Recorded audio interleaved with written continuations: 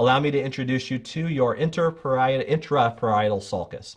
So you have 4 lobes of your brain. Parietal lobe is one of them. That just shows you that's within the parietal lobe. A sulcus are those grooves that you see in there in the red lines.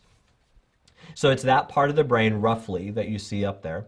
Well, they found out a couple of years ago that that part of your brain is pretty interesting because it's responsible for things like helping, partially anyway, coordinate finger movement.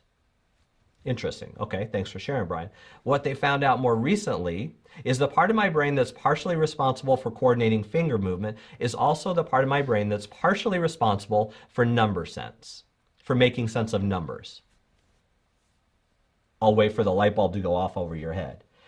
The connection, when I learned this, I was like, holy cow, this seems really important. The part of my brain that naturally wants to do this is also the natural part of my brain that wants to do this when I'm counting. Some of you still have kids who count on their fingers, don't you? You're teenagers. Some of you still count on your fingers, don't you, right? Well, it turns out that the brain naturally does this.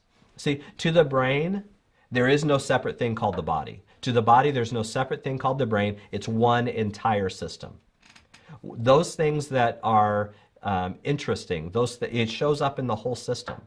Those things that are stimulating for my brain are stimulating for my body and vice versa. I share this with you because it's one system. So sometimes we want to think that all I'm really going after is the brain. Well, how I get things into the brain, how I engage the brain, is I do so through things that I do physically with their bodies as well.